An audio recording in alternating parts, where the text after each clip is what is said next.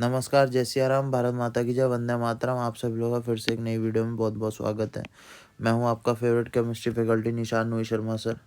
और आज अपन डिस्कस करने वाले हैं previous year question class 10th के। और मैं कोटा राजस्थान में हूं और ये वीडियो शूट कर रहा हूं। भाइयों, मेरा एक ब्लॉग चैनल भी है नोई शर्मा के नाम से, इसको सब्सक्राइब कर देना।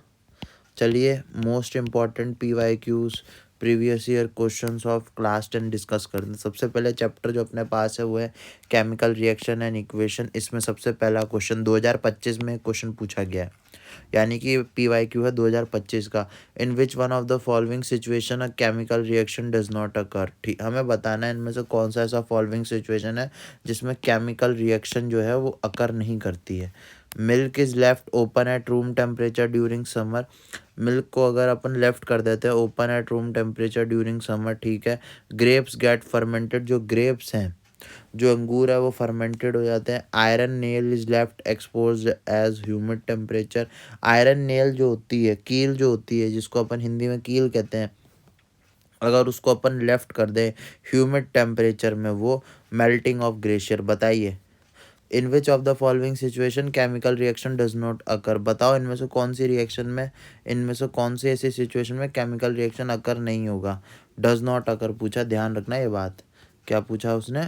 डज नॉट अकर, ध्यान से सुनना। इसका आंसर आएगा D option, melting of glacier. क्यों?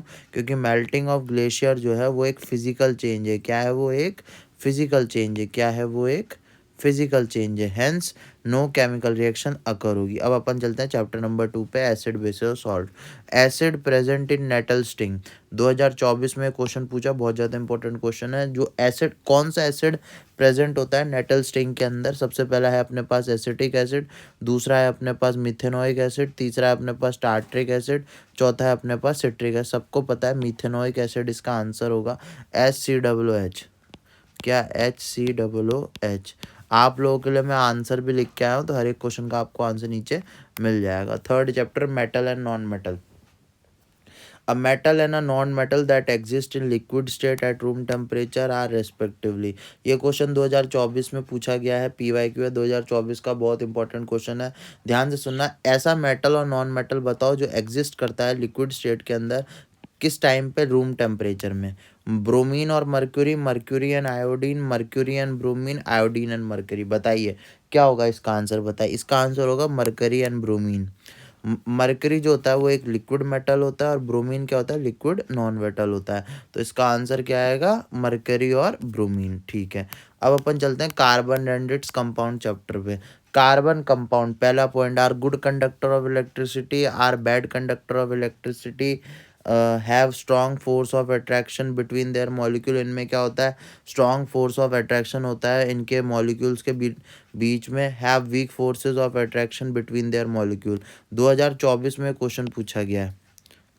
अब आपको बताना है करेक्ट स्टेटमेंट कौन सा होगा, फर्स्ट एंड सेकंड, सेकंड या थर्ड, सेकंड या फोर्थ, या फिर फर्स्ट और थर्ड। बताइए क्या होगा? क्या होगा? सेकंड और फोर्थ इसका आंसर होगा। Carbon compound are bad conductor of electricity, एक तो ये होगा, और have weak force of attraction between their molecule. इनमें क्या होता है? वीक फोर्स ऑफ अट्रैक्शन होता है, यानी कि C option is the right answer होगा इसका। कौन सा ऑप्शन होगा? C option, second and fourth. ठीक है साहब। अब अपन आते हैं लाइव प्रोसेसेस वाले चैप्टर पे। The essential element taken up from the soil by the plant to synthesise protein is. 2025 में पूछा गया है ये क्वेश्चन CBSE के द्वारा, बहुत। Phosphorus, nitrogen, iron, magnesium. ऐसा इसेंशियल एलिमेंट बताओ जो कि सॉइल से प्लांट लेते हैं, जिससे वो सिंथेसाइज करते हैं प्रोटीन को। Phosphorus, nitrogen, iron, magnesium. इसका आंसर होगा नाइट्रोजन। इसका आंसर क्या होगा? नाइट्रोजन। क्यों?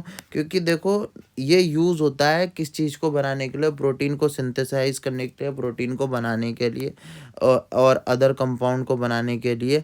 और इसको प्लांट सॉइल से एब्जॉर्ब करते हैं, किस फॉर्म में? In the form of inorganic nitrates और नाइट्राइट्स। ठीक है ना? तो मैं हर क्वेश्चन का आंसर लेके आया हूँ जिससे आप लोगों को आसानी हो। बहुत बढ़िया। अब अपन आते हैं कंट्रोल और कोऑर्डिनेशन वाले चैप्टर पे। The part of the brain, हमें बताना है ऐसा पार्ट ऑफ द ब्रेन जो मेंटेन करे पॉजिटिव जो मेंटेन करे पोस्चर को और बैलेंस ऑफ द बॉडी को। 2025 में क्वेश्चन पूछा गया। ऐसा पार्ट ऑफ द ब्रेन बताओ जो मेंटेन करता है पोस्चर को और बैलेंस ऑफ द बॉडी को। पॉन्स, सेरिब्रम, सेरिबेलम, मेड्यूला बताओ। इसका आंसर आएगा सेरिबेलम। क्यों आएगा इसका आंसर सेरिबेलम? ये पार्ट होता है हिंड ब्रेन का। ये किस चीज़ का पार्ट होता है? ये हिंड ब्रेन का पार्ट होता है, जो कि रिस्पॉन्सिबल होता है मेंटेन करने के लिए पोस्चर को और बैलेंस ऑफ द बॉडी को। क्या बात है। आज के लिए बस इतना ही। अब मैं आपसे मिलूंगा नेक्स्ट वीडियो में। सब्सक्राइब कर देना, 1 लाख सब्सक्राइबर का टारगेट है। और भी बढ़िया बढ़िया PYQs मैं आप लोगों के लिए लेके आऊँगा। सब्सक्राइब कर दो यार। अगर आप और ज़्यादा PYQs पे वीडियो देखना चाहते हो तो सब्सक्राइब कर दो मेरे चैनल को। व्लॉग चैनल को भी सब्सक्राइब कर देना। नोही शर्मा नाम से व्लॉग चैनल है, उसको भी सब्सक्राइब कर दो यार। धन्यवाद। भारत माता की जय। वंदे मातरम। जय सिया राम।